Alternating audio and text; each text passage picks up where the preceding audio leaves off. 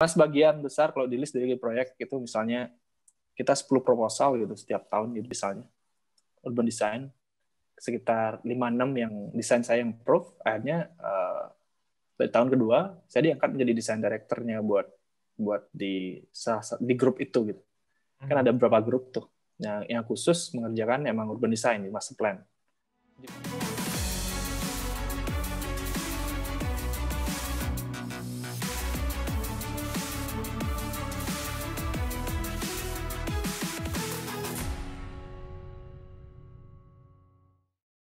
Ketika mendapat kerja di Singapura tersebut, saya tidak bisa software di sana, sudah saya bilang sebelumnya. Jadi kalau dilihat dari skill, saya kayak nggak ada skillnya dulu, karena mereka semua pakai SketchUp kan. Dan saya basicnya 3D Max, jadi ketika masuk sana, ya udah sekarang skillnya gitu. Saya disuruh duduk di satu komputer, di pojokan, jauh dari yang lain, entah kenapa jauh ya. Saya nggak tahu juga, mungkin biar nggak nyontek. Terus diliatin SketchUp. Saya pertama kali lihat SketchUp. Akhirnya saya cuma bisa muter-muter doang. Scroll doang, modifikasi modelingnya nggak bisa, segala macam nggak bisa. Pull and push pun nggak bisa zaman itu. Nah, terus tugasnya adalah kamu mendesain fasad bangunan ini gitu. Saya dikasih tower tingginya kalau nggak salah 30 lantai itu. Udah tower 30 lantai. Dari skala pun udah, wah ini bukan bidang saya. Nah terus dari software pun SketchUp. Terus ya saya bilang ke bos saya nggak bisa SketchUp. Oh terus kamu bisanya 3DS Max apa ini gitu dia bilang. Mereka nggak tahu 3D Max, bukan nggak tahu sih, mungkin bosnya nggak tahu karena di kantor itu nggak ada pakai 3D Max sih. Akhirnya saya print itu fotonya, kan print nggak masalah kan, saya bisa muter-muter kan sudut tertentu, terus saya print, terus saya sketch. Itu posisi hari pertama kerja atau lagi belum. tes interview gitu? Interview. Iya, interview. Terus saya liatin, jabarin ada 6 lembar kalau nggak salah 3 gitu. Dia langsung wow sih, maksudnya dia kayak wah. Jadi setelah dia approve di company tersebut, saya lihat ternyata company itu semua pakai sketch. Jadi di websitenya dia pakai sketch semua gitu. Wah ternyata, ini mungkin alasannya kenapa dia terima gitu pada zaman itu. Tapi hari itu saya sketch terus kasih ke bos saya, terus dia impresif dengan sketchnya, tapi tidak impresif dengan desain konsepnya gitu. Dia agak nggak bisa kayak gini, ini budgetnya terlalu mahal gitu dengan desain yang saya buat. Tahu nggak kamu jawabannya? Saya ingat banget. Tahu nggak ini bangunan ini harusnya kamu seperti apa desainnya? Kayak gimana? Jadi kamu cuma tinggal tambahin cat aja sih. Jadi kamu tinggal cat doang, desainnya nggak ada desain fasad, nggak ada apa. Itu baru masuk budgetnya karena ini HDB. Nah terus bisa nggak kamu mewarnai ini dengan warna doang, dengan kesenianmu gitu, dengan rasamu. Ya terus akhirnya ternyata mungkin gara-gara apa gitu. Jadi saya dipanggil lagi sama company itu dan diterima di company itu. Oke, terus ceritanya nih setelah kan singkat cerita kerja di Singapura ya kan. Terus di Singapura ini mungkin ya dapat pengalaman dari mereka atau ada pengalaman menarik di Singapura sebelum merintis ke DDAP ini. Ketika saya kerja di Singapura, lompatannya lumayan cepat menjadi design director itu. Saya sebenarnya agak kagok juga sih. Jadi karena skala proyek-proyek di sana itu skala urban design. Jadi lebih ke arah, pas pertama saya kerjain Haikou namanya, Haikou City, itu luasnya 99 hektar.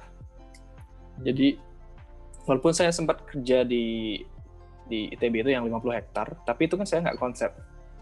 Saya cuman kerjain 3D-nya, jadi konsepnya itu dari Pak Indra itu. Jadi konsepnya emang sangat, menurut saya dengar dari dia sih sangat bagus sih, sangat baik. Nah, karena bos pas itu ke Cina, kita ada kompetisi kecil-kecilan dengan proyek Haikou ini. Saya masih ingat proyeknya sih, 99 hektar itu. Nah, terus saya nggak tahu nih, jadi karena proyeknya besar gitu, iseng-iseng aja saya bikin gitu, apapun itu namanya, saya masih ingat konsep saya dulu itu motion city. Jadi city yang berbentuk seperti, pikirannya masih dibentuk. Jadi masih visual, bukan pengalaman ruang. Jadi zaman itu masih awal-awal, jadi saya bikinnya jalannya lengkung-lengkung gitu. Terus senior saya bilang, kamu bikin apa nih? Kamu bikin jalannya lengkung-lengkung, terus orang naik mobil kan lengkung-lengkung jadinya. Padahal ini kota rapid ya, maksudnya kota ini berbasis TOD gitu, Transit Oriented Development. Jadi dia mesti pergerakannya cepat gitu. Which is dari cepat pun logika kita, jadi to the point. Garisnya lebih lurus, kalau bisa rigid, kalau bisa grid polanya. Ini saya tahu setelah belajar di sana. Jadi rigid, terus ada alternatif jalan menuju ke stasiun, pokoknya semua ke transit oriented. Terus berikutnya ada lagi kompetisi. Sering berkompetisi sih kita di sana, bukan sih. Metode perancangan di sana memakainya tipe alternatif. Jadi buat klien semakin banyak alternatif semakin bagus gitu tipenya. Makanya kita misalnya ada beberapa orang dipilih, misalnya berlima, berenam di studio itu, di kantor. Nah, disuruh mengeluarkan alternatif itu kayak kompetisi. Jadi semua kayak gitu sistemnya. Itu salah satu sistem yang menurut saya sih lumayan bagus ya, karena orang yang baru pun bisa ikut berkompetisi. Nah, terus yang beberapa yang saya ingat proyek kedua namanya Hengde di Chongqing di Cina juga. Nah, itu saya ikut juga disuruh menjadi ikut propose gitu. Nah, yang ini lebih visual memang. Perancangan master plan-nya udah jadi, apa namanya? Layout-nya atau enggak mapping-nya itu semua udah jadi. Sekarang tinggal visualnya aja, kayak gimana sih bangunannya gitu. Nah, ini nih saya suka nih, karena orang visual kan. Jadi saya mendesainnya emang lebih ke bermain dengan, saya tidak berpikir dengan struktur, berpikir dengan apapun. Dan kebetulan pas itu option saya yang dipilih gitu. Dari dua option tersebut. Jadi pas saat itu pun bos saya langsung senang gitu. Ini pertama kalinya loh desain kita dipilih, karena anggaplah UCI Singapura dan UCI Chongqing itu kayak bersaing gitu loh mendapatkan klien. Maksudnya bukan bersaing, mereka satu sebenarnya, tapi mereka berkompetisi agar desainnya di-approve gitu. Wah, ini pertama kalinya desain kita yang menang gitu, mereka bilang. Akhirnya setelah itu bos mulai baik-baik sama saya. Sebelumnya dia nggak baik-baik. Dia marah-marah dulu. Terus tiba-tiba ditanya, kamu perlu komputer nggak? Terus, perlu upgrade nggak? Tanyain gitu ya? Nggak, malah ditanya perlu komputer nggak gitu, nggak upgrade gitu. Kamu perlu komputer nggak gitu? Oh iya, saya perlu. Dia bilang perlu sih. Ya terus dibeliin komputer segala macam. Habis itu ada kesempatan kompetisi itu lagi. Sering ada kesempatan kompetisi proyek-proyek lain, dan sebagian besar emang proyek saya yang dipilih, entah kenapa gitu. Kayak berkompetisi bertiga, tapi emang beberapa bagian emang teman saya yang jadi ketika proyek saya yang dipilih sama klien, mereka mensupport proyek itu satu, dan ketika teman saya yang dipilih proyeknya, saya mensupport mereka gitu. Nah terus ya sekarang sebagian besar kalau di list dari proyek itu misalnya kita 10 proposal gitu setiap tahun gitu misalnya, urban design sekitar 5-6 yang desain saya yang approve. Akhirnya dari tahun kedua saya diangkat menjadi desain directornya buat di grup itu gitu. Kan ada beberapa grup tuh yang khusus mengerjakan emang urban design di master plan. Di samping itu juga saya belajar tentang master plan juga dari internet, dari buku di sana disiapin. Kalau misalnya itu bagusnya juga, kalau saya bilang ke bos saya mau buku buku ini gitu, langsung dibeliin gitu. Buat belajar itu juga bagusnya mungkin karena apa ya? Karena dia bos saya ngerasa fungsinya buku ini bakal kepake gitu. Dan software pun gitu. Misalnya saya bilang saya perlu software buat analisa traffic gitu. Walaupun harganya mahal gitu. Jadi dia beliin gitu biar cepat. Itu kayak benar-benar nyaman banget kamu kerja gitu, apapun yang kamu minta kayak dikasih, asal ya proyeknya deal segala macam gitu.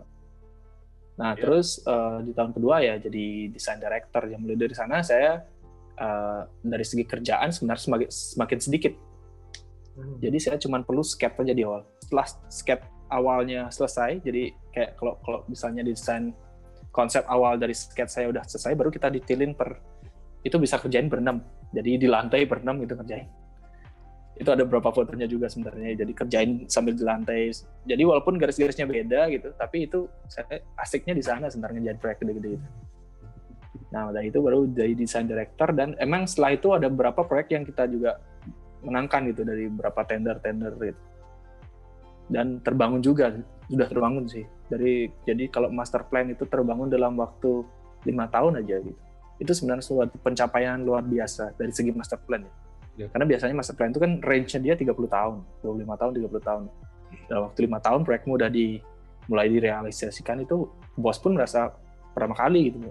Belum pernah sebelumnya seperti itu. Jadi dia senang banget. Itu sih. Jadi dari lompatan dari awal sampai jadi design director. Ya, itu cepat sekali loh ya, setahun langsung jadi design director. If you love this video and brought value to you, please share, like, subscribe to the channel, and tag your friends and leave a comment. And my name is Ronaldo from 2G Studio, and I'll see you on the other video.